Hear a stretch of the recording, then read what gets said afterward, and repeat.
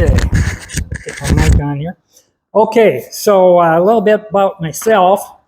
I'm Bruce Nelson. I've lived in Litchfield since 78, or 75 actually. And after high school, I went to college a couple of years. And well, first of all, I graduated from Little Falls High School. And then I went to college for a couple of years, got drafted, went in the Air Force, did my 4-year term of enlistment, and then I got hired at 3M down in Hutchford, worked down there for 32 years as a systems technician, and then I retired. Now I teach driver ed, and I'm a school bus driver. Somebody's got to do it.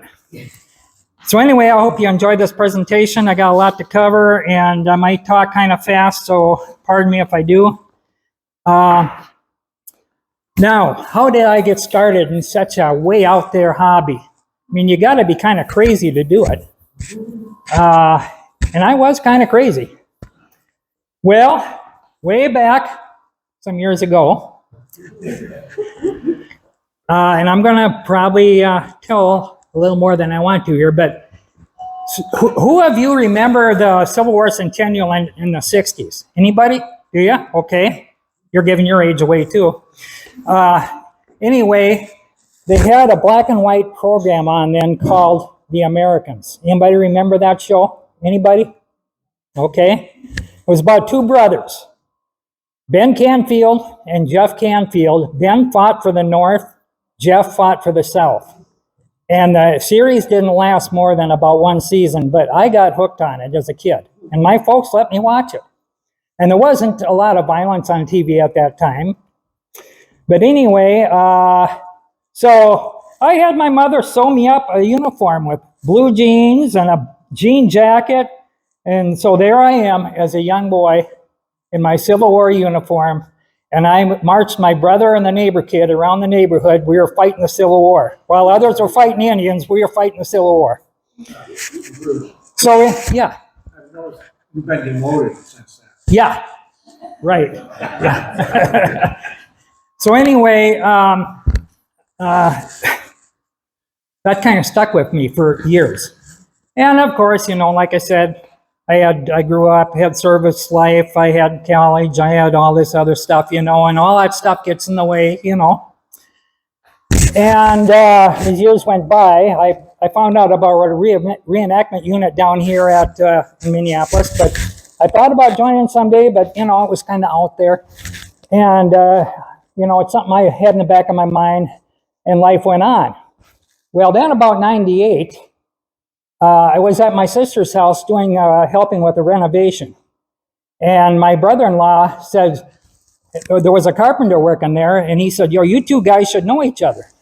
Oh, really? He didn't know me, I didn't know him. He says, yeah, you guys both like Civil War. Really? Here come to find out, he was a reenactor in the 2nd Minnesota.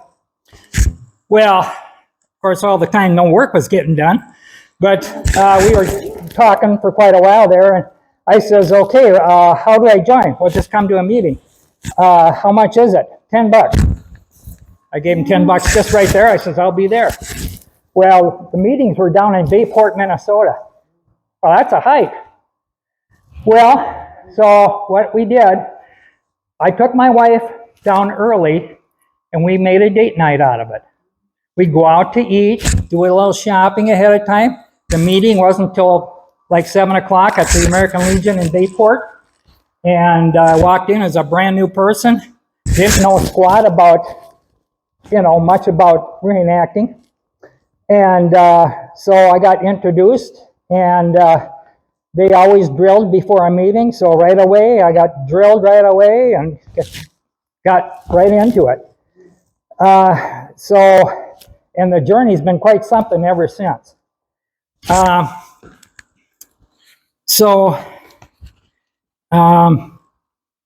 want to get in a little bit about the clothing and equipment, because it's not a cheap hobby. I mean, it involves travel. It involves camping, friendships, history, weapons. There's something for everybody. And in the group, there's always somebody who, was into the weapons of it. They were the expert on the weapons. Then there was a guy who was an expert on the uniform. He could count every stitch. We called him the stitch Nazi, because he would look you over and he could tell right away if something wasn't right. And you had better get that straight or else. And our club, and we were called the River Valley Rangers, and we even had coats that with our own logo. We made our own jackets and caps. We were proud guys, proud of what we did. And so anyway, I had to start spending some money, some serious money. Well, my kids were somewhat grown and out of the home at that time, so I had a little extra money here and there. Well, so I started buying equipment. A musket, brand new like this today, will cost you $1,200. That's today. I didn't pay that, but that's what you pay today. Okay. You had to buy a canteen and a cap. And a cap. That was $100. Canteen, another $100. And these are authentic stuff. And at first I bought whatever I could find on the market, cheap. I went cheap. And some other guys did too. But you know what we found out? The cheap stuff really didn't look that good and didn't wear that good. And we wanted to look good. We wanted to be authentic. So we started looking at vendors that sold equipment. And we had a vendor list that you could buy from. I got to watch my time here because I can get carried away. And so we had an approved list of vendors to buy from. We figured out that you're better off to spend more money and buy better stuff. It wears better and it looks better on the field. And that's what we were trying to achieve, authenticity. We drilled when nobody else would. So when we hit the field, everybody knew that group knew what they were doing. If you're going to do something, let's do it right. Put the work in. We did. We wore ourselves out doing it, but we did. And so trousers, these are trousers, probably $200 at least for a good pair. Now that's English broadcloth. That's exactly what they wore. Let's see, we got, I guess I told you about that. You got your haversack and cup. We call it a boiler cup because you boiled coffee in there, whatever else you had. Of course, you'd carry your food supplies and stuff in here. Well, okay, so we had a few modern things we'd carry in there, like aspirin or something for headache or something, even though, of course, they didn't have it, but, guys got headaches. I got a real bad headache one time next to artillery shooting behind me, and pretty well did me in. But anyway, what I would do, well, I'll get on with more food later. Okay, and then you got your bayonet and scabbard. Well, I bought a cheap bayonet made in India, and I didn't know it, that it was as cheap as it was. And in a little while, it started to go kind of like, I'm looking, and everybody was saying, yeah, you need to buy a really good bayonet. Well, that was $100. But look at it. It's nice. Even has US stamped on it. So if anybody took and looked at it, wow, that's authentic. Leathers, everything's real leather. Cap box, cartridge box, everything was pretty well real, authentic. Boots, shoes. I paid the most for these shoes of any shoe I've ever bought. And these are brogans. We call them brogans. And they're all leather, just like they had. And they're sewn just like they had. $100. Now today, probably 150 or more for a good pair.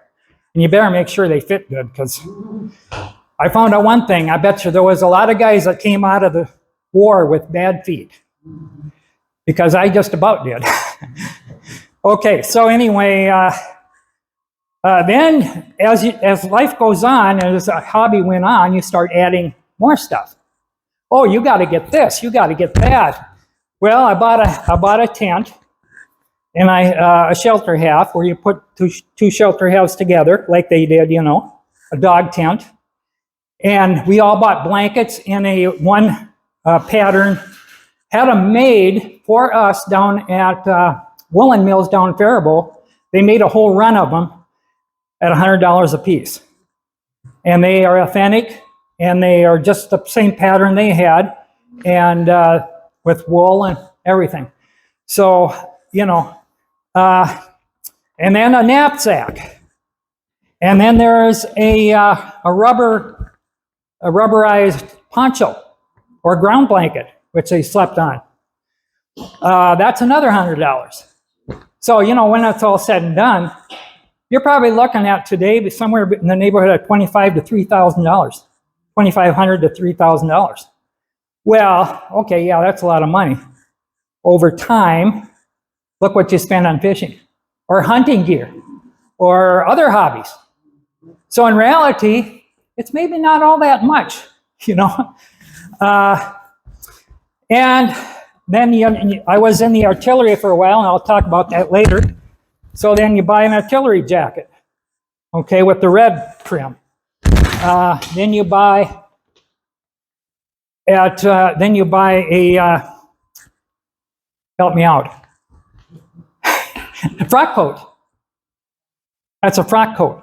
And the reason is, some events, now remember, we're talking accuracy and authenticity. Some events, the Minnesota boys were wearing frock coats. Or maybe it was another unit you're going to portray, and they wore frock coats. So we bought frock coats. So when we're going to this event, we're dressed the way they dressed. And then for cold weather, a greatcoat. There's another $200 or more. So, you know, and there's a lot of vendors that sell this today, and the hobby is still going pretty strong, I'll have to say. And the First Minnesota group down in Minneapolis is still going pretty strong. And we started doing things with them. We were the second Minnesota, based out of Bayport, Minnesota. And we did our own events separate from them for quite a few years. And we would hold elections for officers. We would hold a vote to what events we're going to go to and things like that. So what events would we do? Well, there were some local events here in Minnesota that we would do. One of them was Fort Snelling. They would have a Civil War weekend every August for the whole weekend, and us soldiers would stay there. And it was a joint event with the 1st Minnesota, 2nd Minnesota, and we even had guys come from Iowa, Wisconsin, Dakotas, and participate in that. So we could have quite a troop there. And we stayed right in the barracks. We drilled on the field like they did. The public could come in and watch during the day, watch us get our rations, get paid. We even had one guy that had to wear a barrel because he got drunk. So we put on quite a show for the public down there. They kind of over time did away with that. They don't have that anymore. That was such a fun event to do, and the public really enjoyed it. Another one was spring musters. Every spring we'd do a muster to get the cobwebs out, so to speak. We would drill, of course, and have an encampment. And we did some out here at the stockade. We got permission, and of course nobody bothered us out there. And we had it all to ourselves for a whole weekend. Campfires, everything.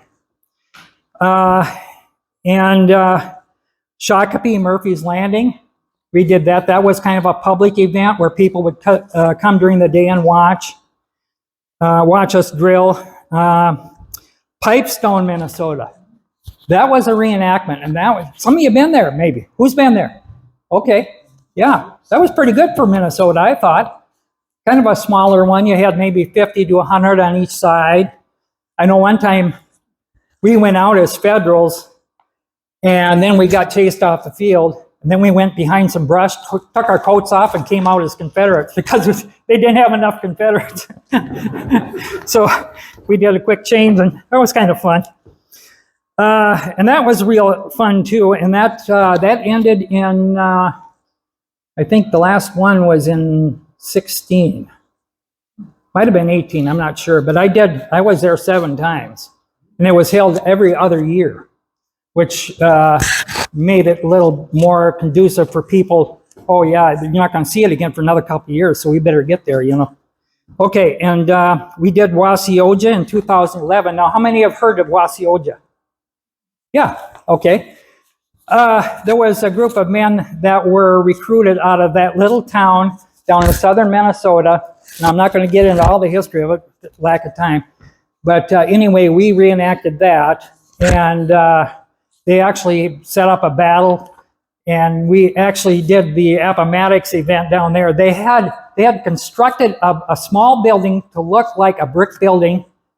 And then they turned it around the next day and made it look like the Appomattox courthouse. I kid you not. It wasn't as big, of course. It was maybe half the size of this room. But it was quite a deal. And I know the guy who built it. It was really quite a feat. And we had a lot of artillery there. And Danbury, Wisconsin, we did a few down there for the fort. That's there. Anybody been there to that fort? And that was fun too. We actually reenacted the Weldon Railroad event down there. So a bunch of us guys they actually had real rails out there they had set up for us and everything. So we were like, you know, working on the railroad. We had the tools and everything. We were banging away on spikes and everything. And then here come the rebels charging in and, you know, people getting shot. And well, then they capture one of them and they hang him. They literally hanged the guy. I mean, not for real, but I mean, they had a harness on him, and they set him on a horse, and he was swinging. So that was quite a feat. Okay, so we would do one national event every year, and that involved a lot of travel. It was quite a big deal. And the first one I went on was Chickamauga in 1999. And it had not rained there in 2 months. So it was dry and dusty, and every time there was a group of troops on the field, you could see their shadowy figures through the clouds, and it was really eerie. It was like you were actually back in time, you know. And there were thousands of reenactors on both sides. I kid you not. It was the biggest one I think I've ever been to. And it was scary for me because that was my first one. And there was only 6 of us went down from Minnesota. And I was one of them, and I was a greenie. And so it was really dry. And I remember blowing my nose and mud would come out. Because you're breathing all that dust and stuff. And of course you'd get so thirsty. And it was a very rigorous event because we did 5 battles in 2 days. 1 at night. And if you can imagine at night with the dust and everything, it was really eerie because all you could see was flashes. Flashes over there, flashes over here, flashes over there. So you really got the feeling you were, you know, really a Civil War time. And I did have a Civil War moment. What we call a Civil War moment is what you feel like you really went back in time. Well, I was on the firing line, and our captain was behind us. There was only about 6 of us left. And we were shooting away at the rebels had come through. And they had prepared that ground with caterpillars, you know, big cats. So that ground was really kind of rough and rugged. And there was, I don't know, debris on the ground all over. So it looked really like a battlefield. And so anyway, they're charging at us, and we're firing away, loading, firing. And I saw the rebel flag over here, and I just swung on him and fired, and he went down. And captain says to me, "Nelson, you fire that shot?" I says, "Yeah, I think I did." He says, "Good for you." Wow, that was something. So I've told that story a few times. Okay, and then we We did Wilson's Creek a couple times down in Missouri. And of course, that was in August, right about now, and it's really hot down there. So that was we did the fight in the cornfield down there, actually a real cornfield where you couldn't see anybody. You saw flags coming at you and you're shooting through the corn, and quite an experience. Gettysburg, we did that twice. We were at the 150th, but here again. Now, they had the 150th on the very weekend of the battle. Well, our guys, no, sir, that's Farby. We know what Farby is. Farby is non-authentic. Everybody got that? If you're a Farb, you're non-authentic. So they said, no, we're not going to that one. That's Farby. Too many, guys that aren't accurate, So we went to a smaller one put on by the Blue-Gray Alliance the week before. So by the time we were done with ours, the other one was just getting going. And we weren't nowhere next to each other. But we had our own field and everything. And so, we had about 4,000 of us, and it was pretty authentic, Okay. And Battle of Raymond and the Vicksburg campaign. So we went to Mississippi, rebel country. People say, how do they treat you down south? I say, they treat us really good because they like lots of targets to shoot at. So anyway, Raymond, I got my feet blistered really bad there. I was corporal, and I was marching behind captain and sergeant, and I was trying my best to keep up. And they were going, I don't know why, but the pace was picking up. Well, as time went on, my feet were starting to blister really bad. And so at a moment when we were standing down, I took my shoes off, and they actually called over a medic. Now, the medics, back then, they were called surgeons. They didn't have that medic term. And so he looked at my blisters, and he doctored them. And he had something I'd never heard of, moleskins. I'd never heard the term before, but he put those on. I was good for the rest of the weekend. But he told me, wear hiking socks, because the public can't see them, and you'll keep your feet in good order. So I've been doing that ever since. And I've had no trouble. So good advice. Okay. Battle of Franklin down in Tennessee. We did that one. And that one, that was a campaign event, what we call a campaign event, where you actually you carry everything with you. Whatever you can carry, that's what you got for the whole weekend. And so they marched us out to the site, and they had actual trenches dug for us with a backhoe. And we actually slept in trenches that night. So that was kind of realistic there. So then Kansas City, we went down there for an event they had, and that was quite unique because they had a big encampment down there, and guess what our guys wanted to do? Well, we got to be authentic. We're not going to camp with them guys. We're going to camp way off, in the woods. Well, they had sprayed the entire area where the camp was for ticks. Well, guess where we were? I tell you, it was so full of ticks. Everybody got so full of ticks. And the next day, I remember I was standing guard duty, and I was standing there in the bright sun, and watching. I looked down my arm right here, full of ticks. So I brush them off, I'm standing there another few minutes. Ticks again.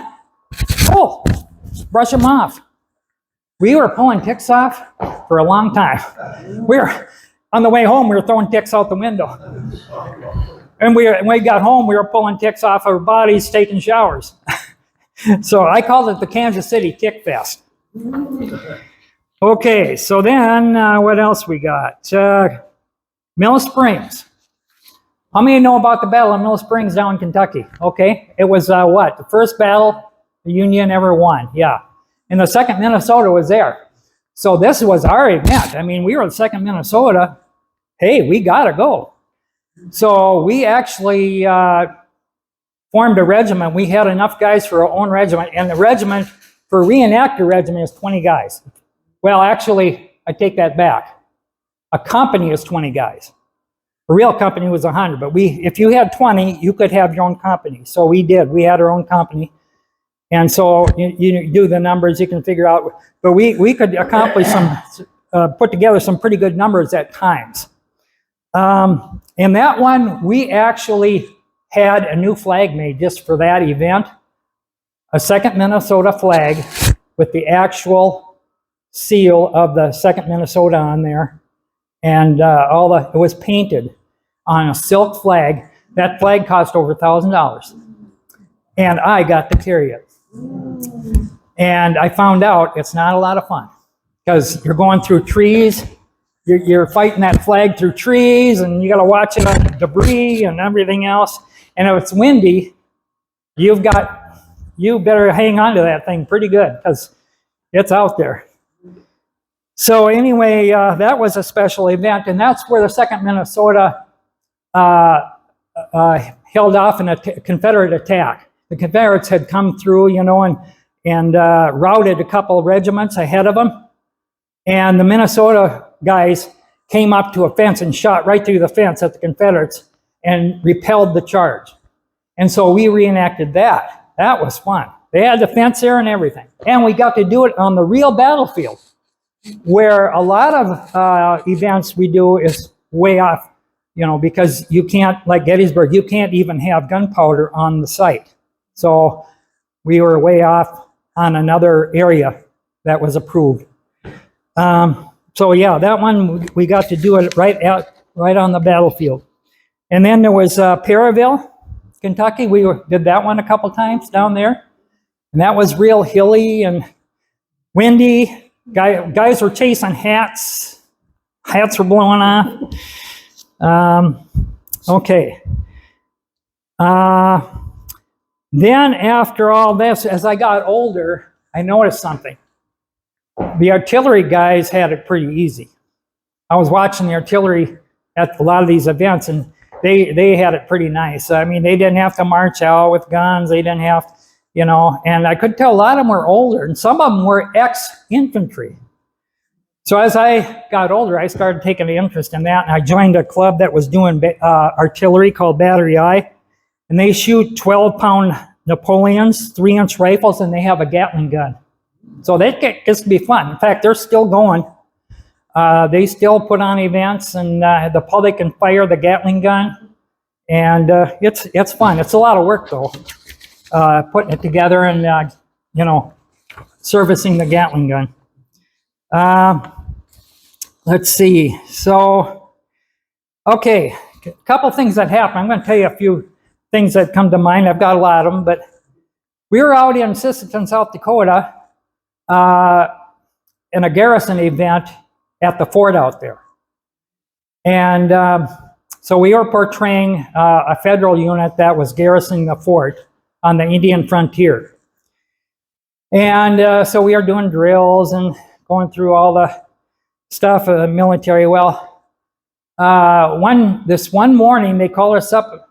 They had us out on formation in front of the barracks, and they said, okay, there's been some sickness going around. Oh, really? Okay. So we're going to march over to the medical surgeon, and he's got some medicine we're going to give to each one of you. So we all, get in line, and I was kind of towards the front of the line. And he was there in this white coat, and if you've ever been out there, it's quite authentic. I mean, the buildings and everything, and he's standing on the deck there, and everybody goes up to him, and he's got this big spoon of medicine to give you, and I took mine, and somehow when I slurped it, I got up my nose. And it was a concoction. I think it had vinegar in it for one thing, but it had some other stuff in it.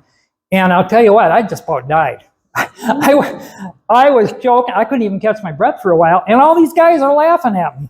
They're just laughing their heads off. And I'm walking. I can't even get my breath. And, I was hoarse that whole weekend after that. I couldn't hardly, I lost my voice and everything. Everybody thought it was funny, but I didn't. Well, another thing that happened was you know, in reenacting, you got to think safety. I mean, these weapons fire real rounds. I mean, I've shot real rounds in my gun, my musket, and you know, you got your bayonet, so you can get hurt. And when you're at a reenactment, you think about it, you've got hundreds of rifles aimed in your direction, and they're all real rifles. So you do not know where those rifles have been, and they're supposed to be checking them, but you don't know for sure. You've checked yours, but have they checked theirs? Well, anyway, out at Sisseton, we had a rifle of one of the guys that the ramrod wasn't going all the way down.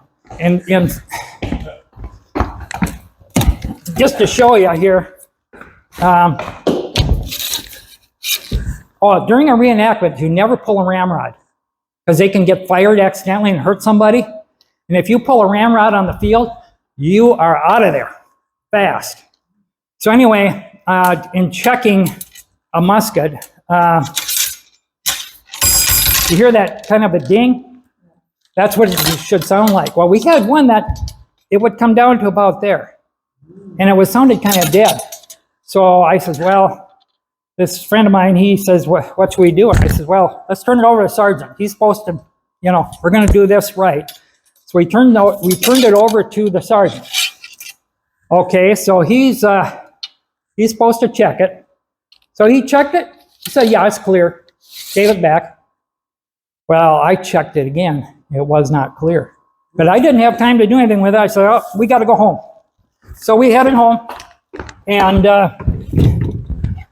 got home, and I figured I'm not going to let the guy go home with that gun the way it is. So I put my, I have a attachment from my ramrod with a screw on it. Yeah, you know what I'm talking about. And you bring it down and you start screwing it. Yep. And I started feeling it, kind of giving resistance. And I started pulling it out slow. And here was a mini ball on the end of that thing. Didn't have any powder behind it, but so we don't know how that got in there, if somebody put it in there at the site or how it got in there. But that was kind of scary. But now this idea where they have multiple rounds, you've heard that story, multiple rounds, where they load and load. And okay, so that's happened to me. Okay, so I think it was at Franklin. I'm a sergeant at Franklin. Well, the sergeants are behind the line. They call fire closers. And they're checking guys, going behind, checking their ammunition as they're firing away. And we were marching in, and a guy's musket was misfiring. So they handed it to me and said, Nelson, clear this musket. So I swapped it. I gave him mine. I took his. So I'm marching along, trying to keep up. You know, I dropped back quite a ways. And the guys are way up now, maybe 10 yards in front of me or so. And I'm still walking with them, you know, checking it. And I'm capping it, firing it, capping it, firing, trying to clear it. Finally, about the fourth time, it goes off. Yeah, loads in there. And in the midst of all the yelling and firing and smoke and everything, these guys, everybody turns around and looks, what was that? And I'm standing there, yeah. Oh man, did I get cussed out. But anyway, we got the rifle cleared. So some of the things, you know, a lot of the things that happen to you, you can't help but wonder what happened to those guys. I mentioned the bad feet, possible hearing loss, different things, you know, they suffered with. Now, there's 3 smells at a reenactment. You guess what they are? First of all, you got gun smoke. Gun smoke's so thick, it'll choke you.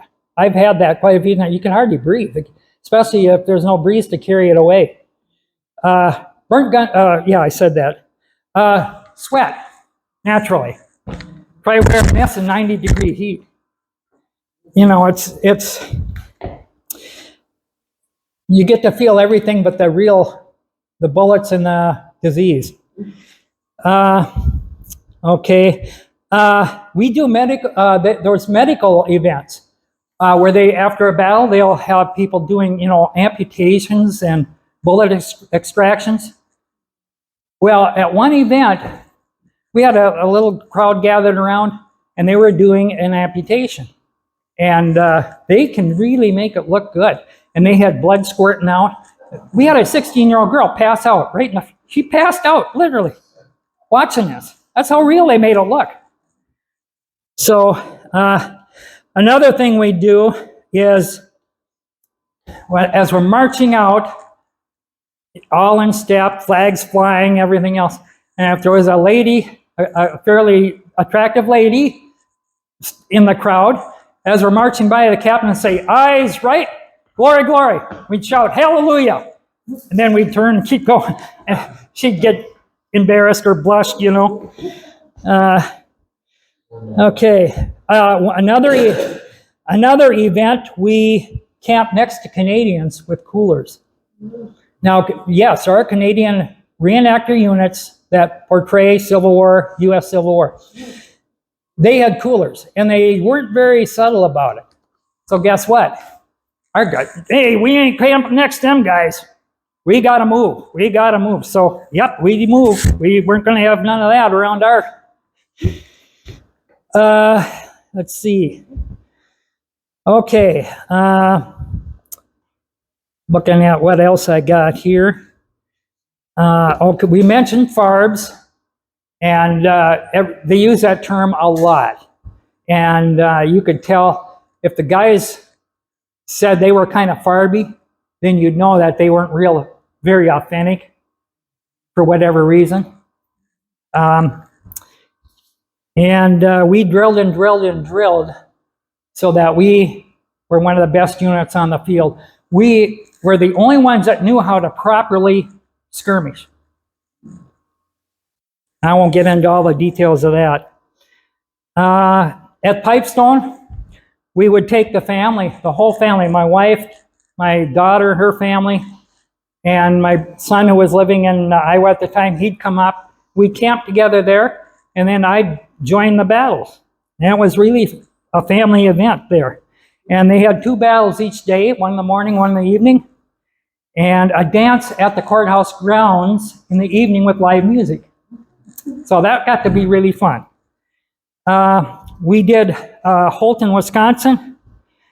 We demonstrated to 5th graders. They came and sat in our camp. We sang songs around the campfire, told stories, ate with them, and the next day we had stations set up around where they learned the different things like artillery, infantry, medical, and different things.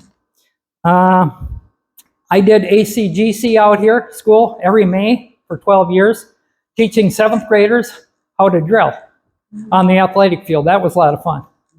And I've got some pictures coming up here of that. So maybe we'll get on with the pictures up here, Danielle. So we're going to show some pictures. I think pictures will kind of demonstrate more than all my talking, and a couple of videos.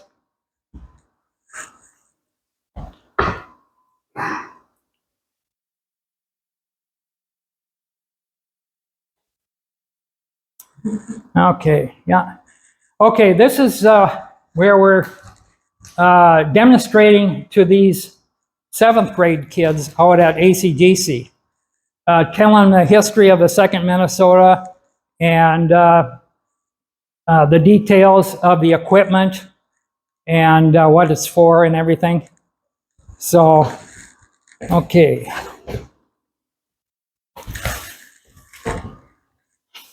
Some more of that.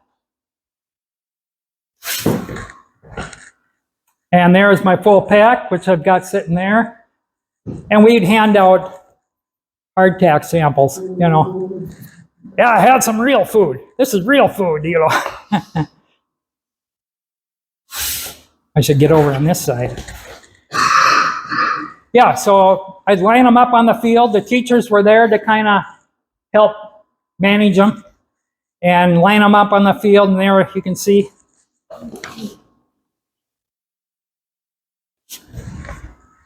And I took a picture of the whole group with the Minnesota colors. right there. So yeah, good kids. To get to learn. That's something I don't think they'll ever forget. Is that the second Minnesota flag? Yeah, the regimental flag.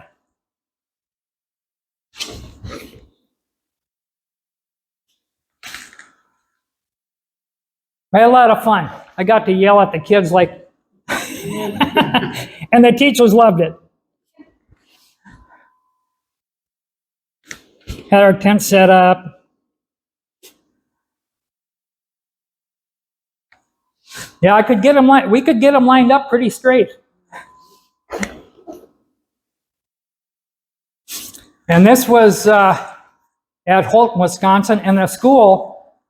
If we could have 10 reenactors there, they would pay us $1,000. And that's how we paid for our equipment. I mean, for our new flags, and we bought new drums, and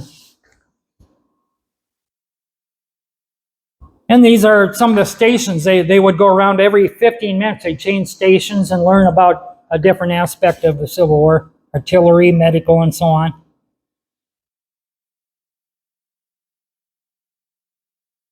Another demonstration there. Now there you can see the dog tent over here and the A-frame tent over there.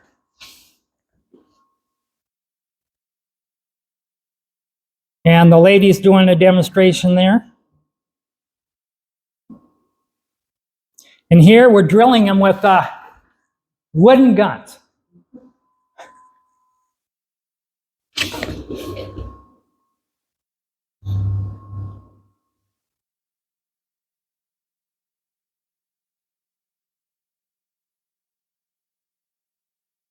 And there we're sitting around the campfire telling stories and singing songs. We'd sing Civil War songs. Now this was out here at the stockade. This was at a spring muster. And we're sitting around the campfire with our hot food, taking it off the fire.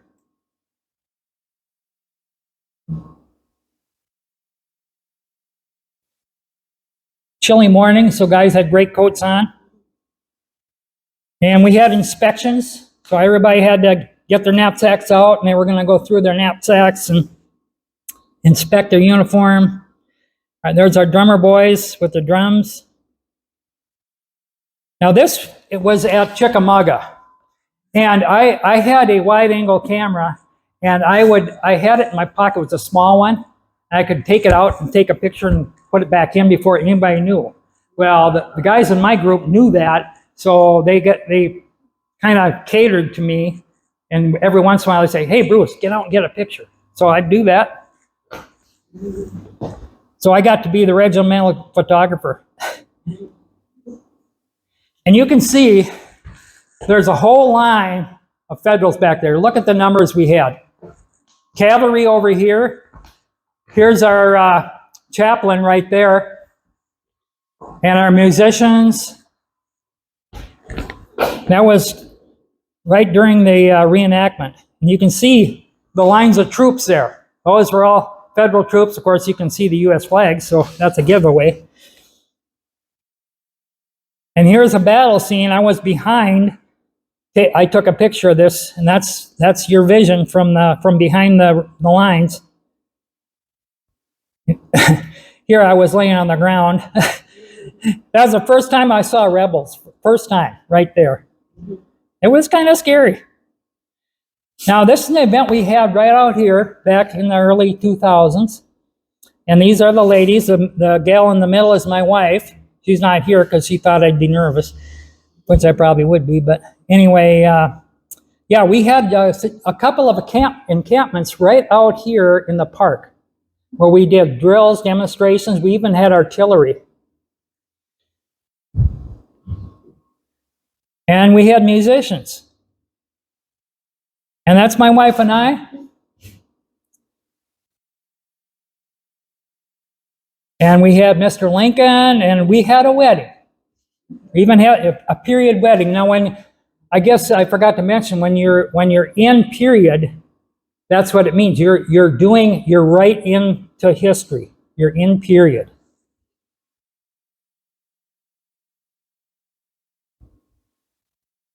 And we had a dance right out here on the park grounds here.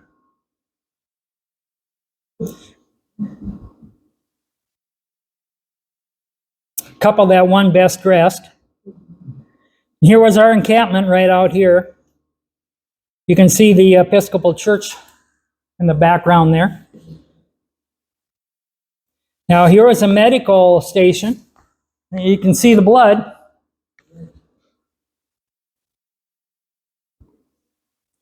And music.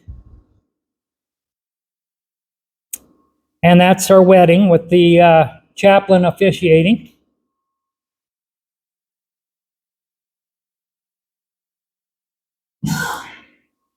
And there's all of our men all lined up behind Mr. Lincoln there.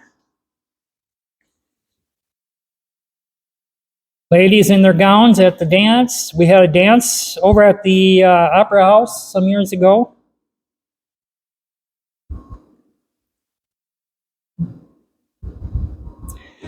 And here we are doing skirmish.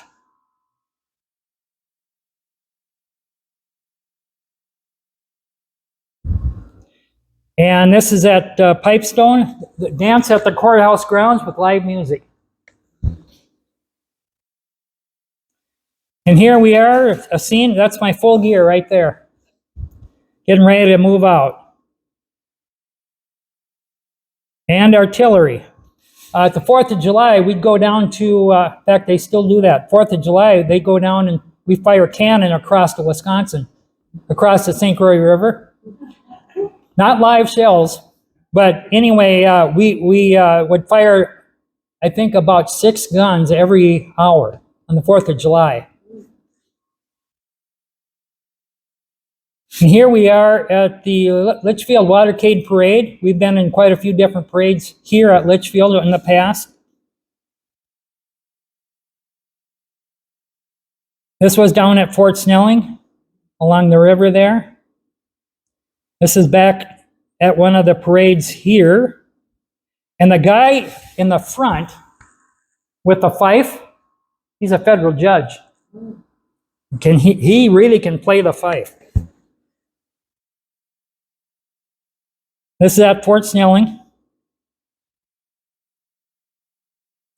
This was at Franklin, Tennessee, and we're in the trenches there. You can see we're all lined up ready for the attack there. The Franklin battlefield was not really preserved very well, and now they're really working more at preserving it. But the word I got, the scuttlebutt around the camp was that, well, the Confederates really lost big time on that battle, and they probably don't want to remember it. But they are starting to bring it back. And here's what it's like to be behind the lines as they're marching in, and the sergeants are behind. That is a wet plate photograph I had done.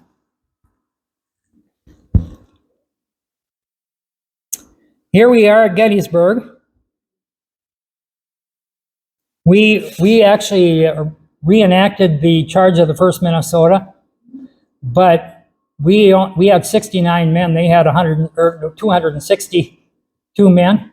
So, I mean, we were a little shy, but it looked pretty impressive. This is at Gettysburg, and you can see the musicians are behind, so that means that they're going into combat. This was the charge that we put together. You see how many muskets, that's pretty impressive.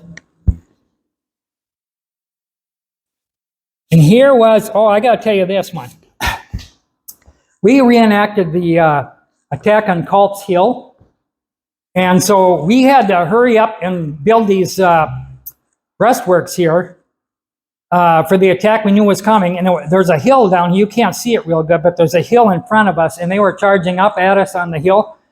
And I wasn't feeling good. I was pretty exhausted. So the guy came to get me. They were rounding up the troops, and he came to get me. I said, I'm a casualty. So yeah, okay. So I was left sitting in my tent. Well, so then the action starts. So I got out and got a picture.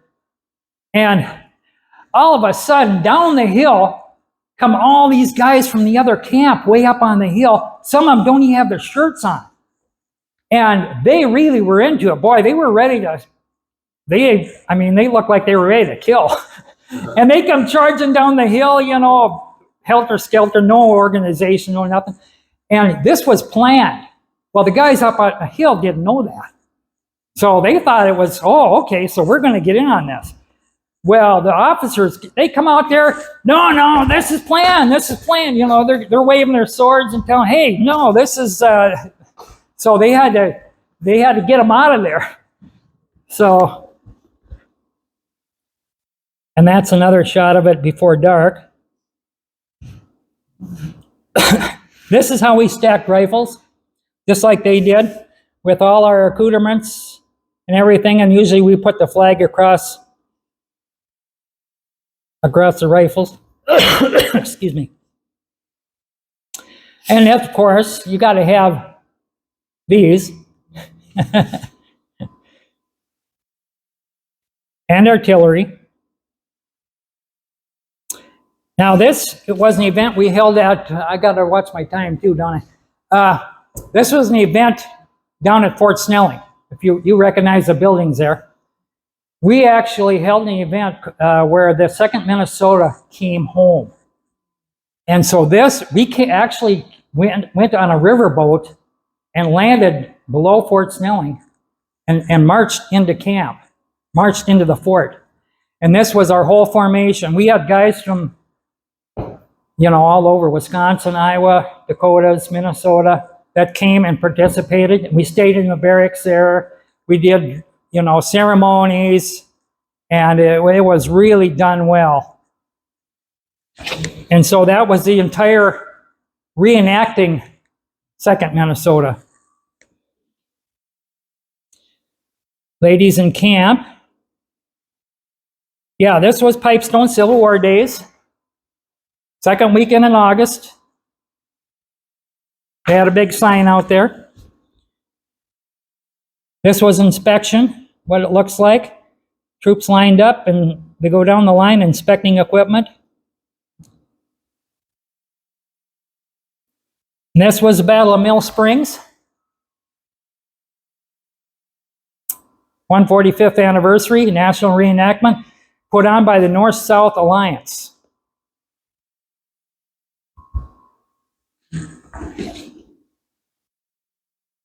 And of course, Mr. Lincoln was there. He was a good actor too, very good. I can't remember his name, but maybe some of you remember. Okay, this was me at Mill Springs. And so the other guy is carrying the national colors. I'm carrying the regimental colors. I got a beard there. And this was the reenacting of the 2nd Minnesota repelling the charge through the fence, just like it really happened. They had the fence all there and everything. And there we are charging in.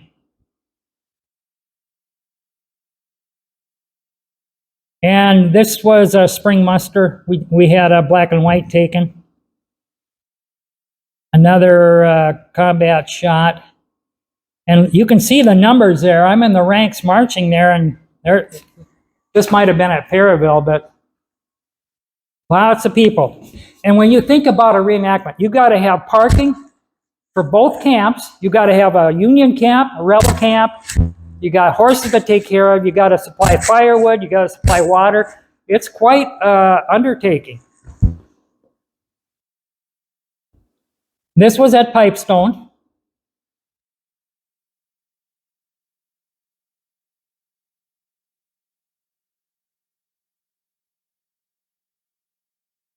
In camp there. This was a camp at Pipestone. Yes, and we did one event in March out in Fort Sisseton when it was cold.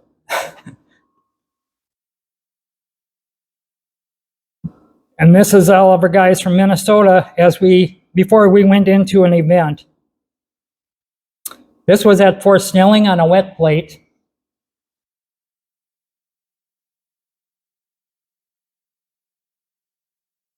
I'll go through them kind of quickly here. This was a camp we did for spring muster. Now this is Sutler Row. Every reenactment has a group of sutlers where you can buy equipment, clothing, anything that you might need. And so each tent is a different sutler from wherever. They come from great distances. And here's the public watching an event. Now, this was a parade we did here. We've been in several parades here, and this is a float that we put together here a while back. I think, Dave, you're in there. You're right there, yeah.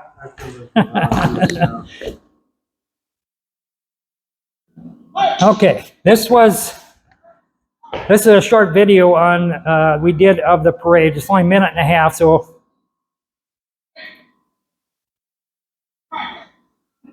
And the cannon you see sitting on the deck there are the two back there.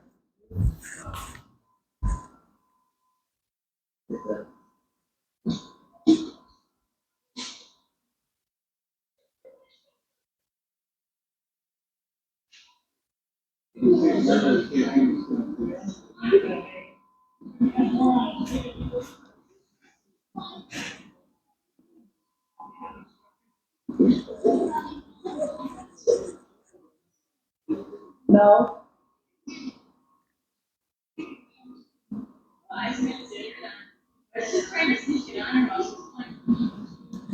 So now you have the two cannons, and we're marching behind. Every once in a while we stop and fire our volley of musket fire. Ron can't see her, so. Yeah. We had a couple of boys dressed up for the cannon.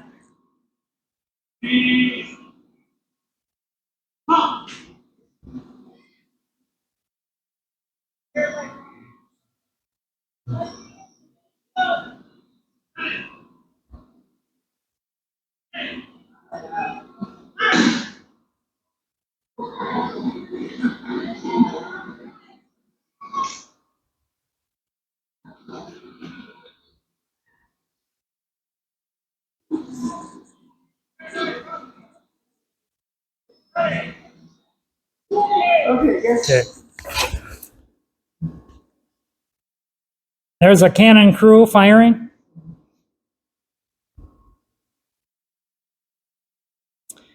Here we are all lined up with muskets stacked, and there is a way to do that, a special way to do that. Everybody has to learn how to do it right. We did a opening ceremony for a political convention down in St. Paul at the Capitol one time. So here we are at the state capitol. They let us bring our muskets and bayonets in. Okay, this is the 2nd Minnesota coming home at Fort Snelling. This is my last one.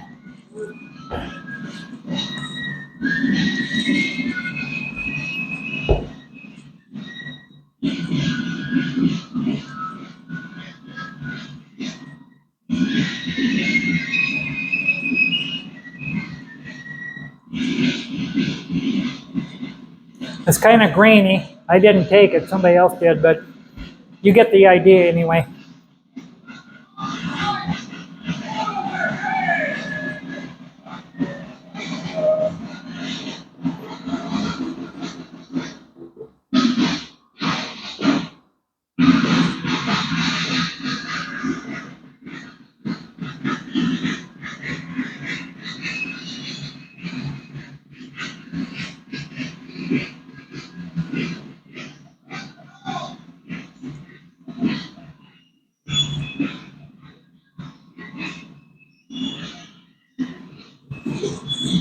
Okay.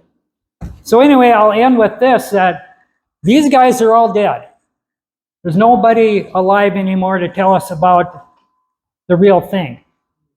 So us as living historians, and that's what we consider ourselves, depict it for the public so they can learn. And we learn right along with them. So with that, I'm done.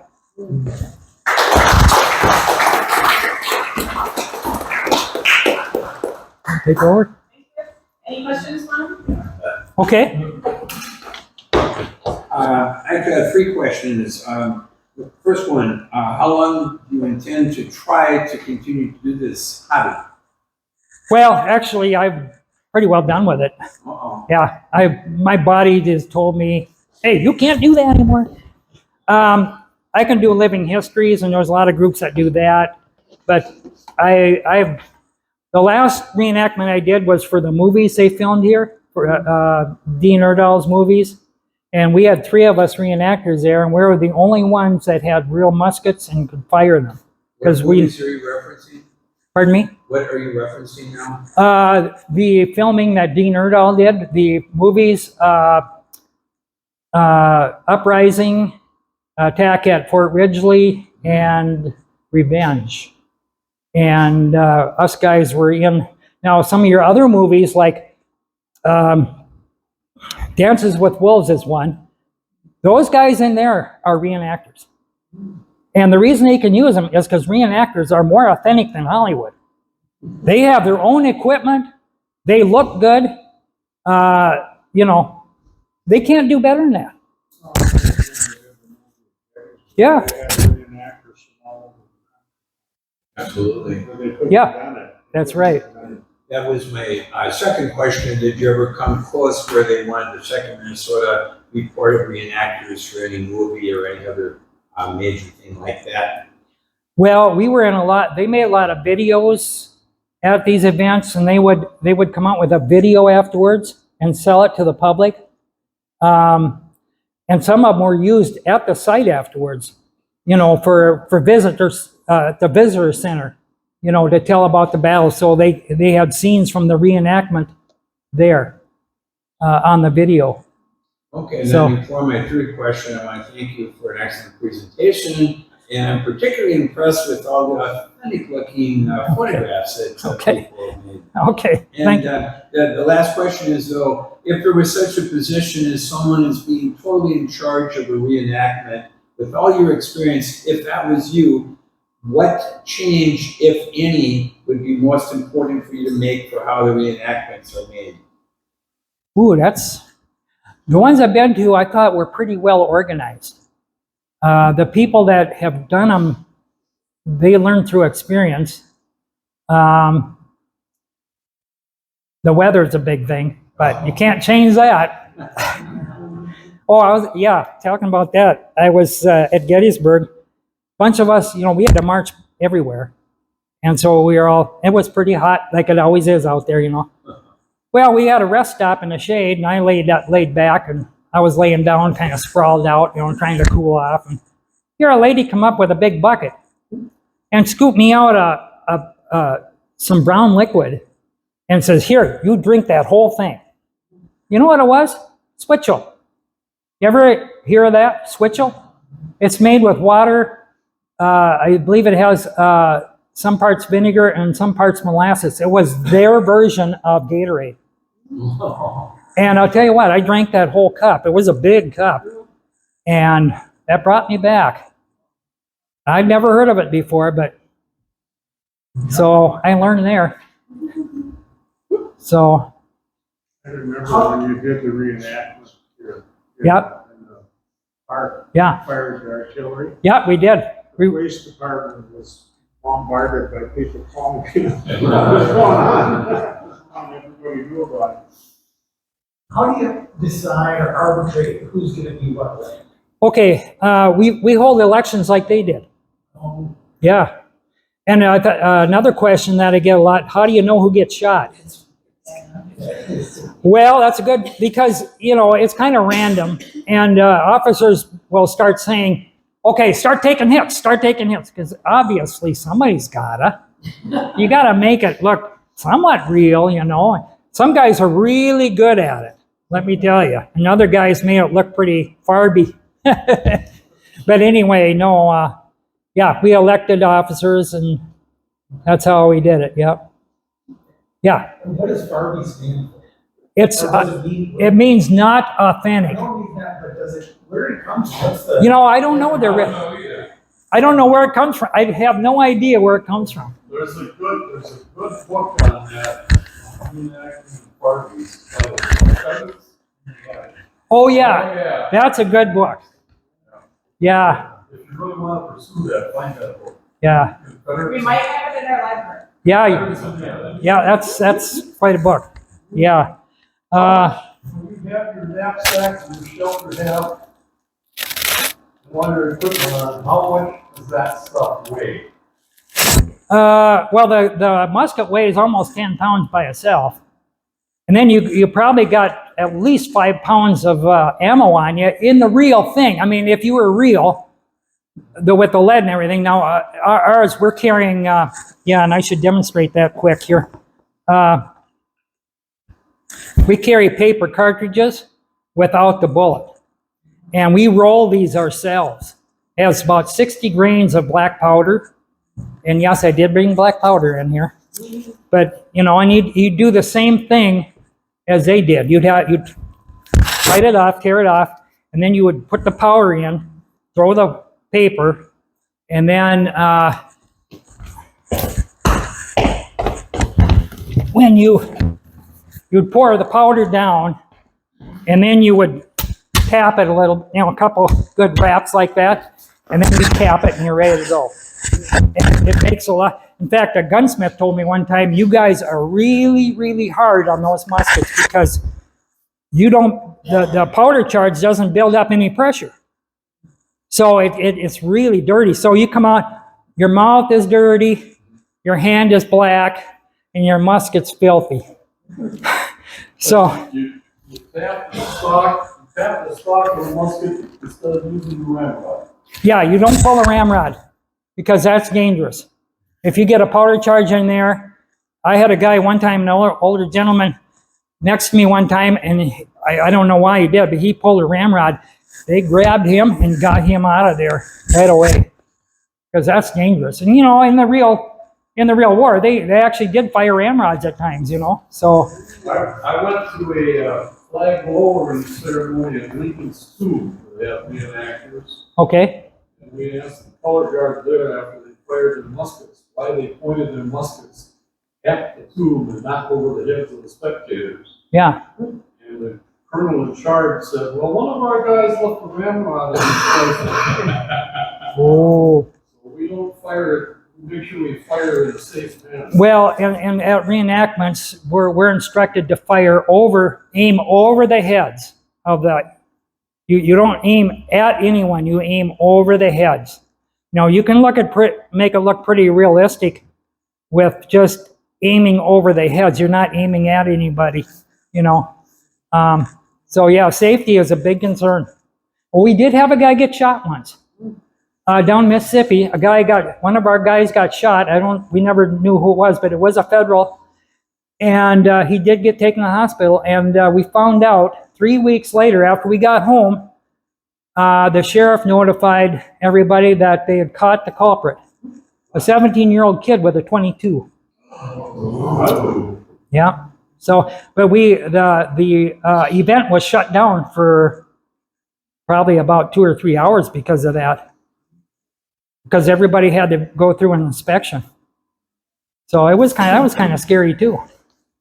So